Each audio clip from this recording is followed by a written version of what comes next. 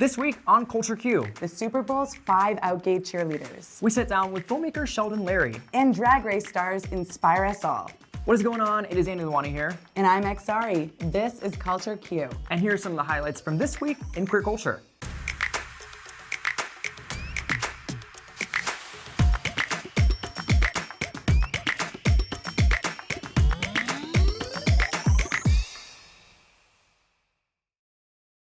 This past weekend, everyone gathered to eat pizza rolls, watch funny commercials, and cheer on Mary J. Blige in the halftime show.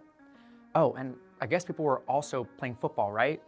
And as is often the case, the most exciting things happening at the 2022 Super Bowl were happening just off field. I'm talking about the 5 openly gay Rams cheerleaders who were motivating their team to victory.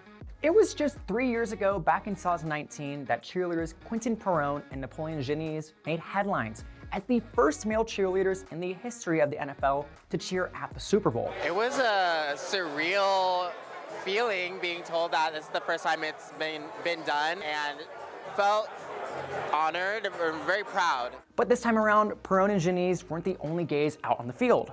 Joining the history-making duo were 3 other openly gay cheerleaders, Eswin Diaz, Brendan Ryan, and Jose Capetillo, who danced, stunted, and herky jumped their way to their team's victory. And while getting to the Super Bowl is a huge feat, Brendan Ryan told Outsports that getting to bond with his teammates was even more rewarding. He said, "I remember watching Quentin and Napoleon on Good Morning America, and now I get to call these men who were my idols my best friends. It still feels so surreal." And for Jose Capetillo, the impact of their representation on the field is key. I think it is incredibly monumental for the youth of America to see queer representation anywhere, but especially in straight male-dominated spaces. This is also something that his teammate Eswin Diaz echoed in a recent interview, sending out a special message to any young cheerleading hopefuls, adding, "Don't give up. Don't let the bullies put you down, because one day you will shine and do what you love without feeling like you don't belong." This year's Academy Award nominees have been announced, and the list is filled with queer stories and talents, setting us up for what could be one of the gayest Oscar nights in history. Leading the pack is Jane Campion's drama, The Power of the Dog, a story about a sexually repressed Montana rancher starring Benedict Cumberbatch. The film is up for an impressive 12 nominations, including Best Picture and Best Director. And while this film may not feature any openly queer actors, we still saw some exciting progress in the major acting categories. Bicon Kristen Stewart nabbed a nomination for Best Actress for her role as Princess Diana in the critically acclaimed Spencer. And the openly queer Ariana DeBose was recognized for Best Supporting Actress after wowing audiences as Anita in Steven Spielberg's West Side Story. In a post on Instagram, DeBose reacted to the news saying, "I am absolutely overjoyed to be recognized alongside such incredible women for their inspiring performances," and described the news as a dream come true. DeBose and Stewart's nominations mark the first time an openly queer actor has received a nomination in a major acting category since Ian McKellen back in 2002. For anyone who struggles with math, that was 20 years ago, so I'd say these nominations are long overdue. But the queer nominations don't stop there. Making history was also the animated documentary, Flee, telling the story of Amin, a gay Afghani refugee navigating his new life in Denmark. This was the first film ever to receive a nomination for Best Documentary, Best Foreign Film, and Best Animated Feature. And the director of the film, Jonas Poem Rasmussen, recently spoke to Attitude magazine about the importance of his film in queer representation in filmmaking, saying, "I think making films truly opens up worlds. You make people identify with people that they wouldn't normally identify with. And with the Oscars, now a broader audience gets to see it, so it's amazing." This week, I had the honor of sitting down with director Sheldon Larry to talk about his iconic film, Leave It on the Floor, and the legacy it's left behind. We're bringing it back from the dead. I want to see candy for the eye on the floor because it's Halloween and this is the tuck or treat ball. Our first category this evening is armed and draggerous. Doug Realness, I want to see you locked and loaded on the floor. Obviously, we're here to talk about Leave It on the Floor today. It's nearly a decade since its release, and it's being re-released on Revry. I have to ask, have you kept up with anybody, like the cast from the film? The film, because it was an act of love by so many people. I mean, we put it together on a very small budget, and a lot of the people were sort of really very much at the beginning of their careers, and they've gone on to sort of explode in different ways. But we're friends. I mean, and it was such a good, positive experience for everyone. Being in the trenches with all these talents kind of bonded us initially.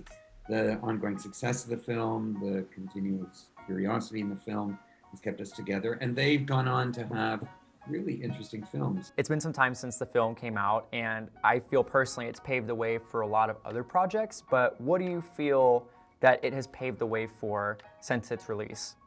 I originally connected to the ball community when I was directing off-Broadway in New York when Jenny Livingston did Paris is Burning back in the 90s, and the film was such a revelation, a window into ball culture. And at that time, the community was much more underground. And in a sense, all the kids involved in it to some degree were kind of almost sexual outlaws at that time in terms of gay, bi, trans. So it was known, unknown when we were doing it. But since I think our film kind of kicked it even a little more centrally, the film was in 80 film festivals, had a really lovely initial distribution, was released all over the world. I don't want to say that we gave Ryan Murphy the idea for Pose. I think we gave Ryan Murphy the idea for Pose. Pose certainly kind of took the world and brought it a little more present, and certainly kicked its visibility up a little more. A lot of our cast members have gone on to be part of Pose. So not only has the film maybe brought the world to other people's awareness, but people became curious, because that's the other thing. We're all, we're all about new, now, next. We're all about what's happening in the culture, what's on the edge, and for the longest time, ball culture impacted the world. I think that recognition is happening, and with it a celebration, and with it a greater acceptance of the world, curiosity of the world. What has your experience been as an out gay filmmaker? I've always been out. I've always been gay. I've had an extraordinary career and a really full career. I mean, it's been my career has largely been working from the inside out, trying to push boundaries. I did direct on Noah's Ark. I've done a series of other films that have sort of been gay related.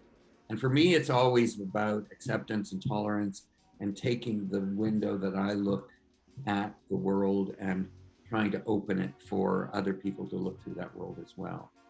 Thank you again to Sheldon Larry for taking the time to talk with us this week. And remember, you can catch Leave It on the Floor premiering right here on Revry this Friday.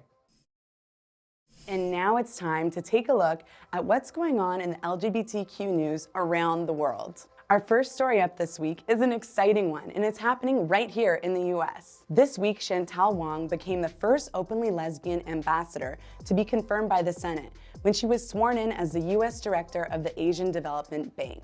Wong is also the first LGBTQ person of color to serve at an ambassador-level position in the US, something that the interim president of the Human Rights Campaign, Joni Madison, commented on, saying, "Ambassador Wong's confirmation is one step closer to achieving a future where all members of the LGBTQ+ community can see themselves reflected at the highest levels of government."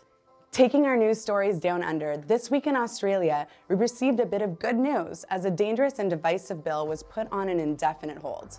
The bill that was introduced last November would have allowed any faith-based organizations like churches, schools, and workplaces to openly discriminate against LGBTQ people and other protected groups under the guise of religious protections. And after months of LGBTQ advocacy groups demanding Prime Minister Scott Morrison withdraw the bill, it has finally been dropped. Equality Australia made a statement saying, "It's been a difficult few weeks, but our efforts have stopped the religious discrimination bill becoming law, and we hope for good."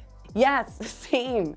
Finally, a gay couple in Singapore made headlines after their on-air lip lock during a live broadcast went viral. Channel News Asia, a 24-hour news channel, was reporting on the Olympics when two men stepped into frame behind the reporter, kissing one another in an act of protest against the country's LGBTQ content restrictions. Singapore is one of almost 70 countries that still criminalizes queer relationships, and the senior director of the GLAAD Media Institute, Ross Murray, praised the defiant couple, saying, "This kiss, while a small action, is a breakthrough for the Singaporean LGBTQ community."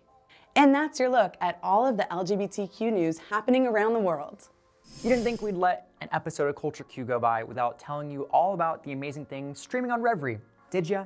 Well, good, because here are some of our favorite suggestions of what to watch this weekend. Death to Prom is the first film on our list this week, a 2014 high school rom-com about two fashion-obsessed best friends competing to ask the shy soccer jock to the prom.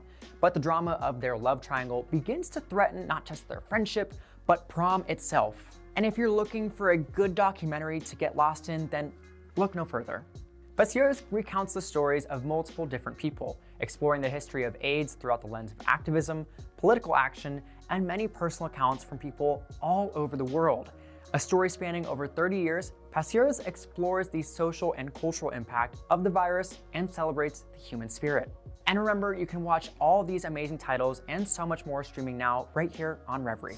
As you know, we here at Culture Q like to end our show with an inspirational story. And lucky for you, today you're getting two stories for the price of one. Drag Race Season 14 superstar Bosco took to social media this week to proudly live her truth, announcing in a tweet that she is transgender. The queen, who's been killing the runways this season, posted two gorgeous selfies and a hilarious caption referencing Season 14's recently eliminated cishet queen Maddie Morphosis, saying, "I can't really think of a better time to tell y'all, so here it goes, I'm straight too."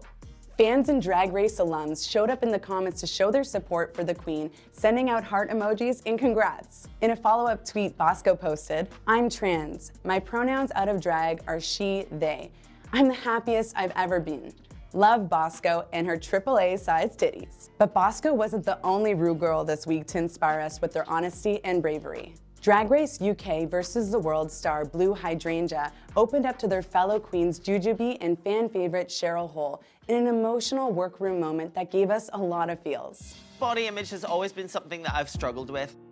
But then I found drag and I just thought, the only thing that makes me happy is being this woman. And that then led me to be confused about my gender. Blue goes on to describe that at one point they thought they might even be trans, before ultimately finding inspiration from other non-binary Drag Race queens. It made me realize, like, gender is such a spectrum. I don't know where I fall on it, but I know that I'm not male or female. And all the pronouns to label myself. Maybe I don't even want to label myself. You don't have to. But what I know is that I'm happy now, just being me. It is so powerful to see these artists using their platform to share that no matter where you are on your journey, self-love comes first. Honestly, I couldn't agree more, and we are so happy for them. And that does it for our show today. It's Lalwani signing off, but also want to thank you for being an amazing guest host today. Thank you, it's been a blast. Of course, and be sure to join Culture Q every Thursday at 8 p.m. Eastern, live and always on demand, right here on Revry.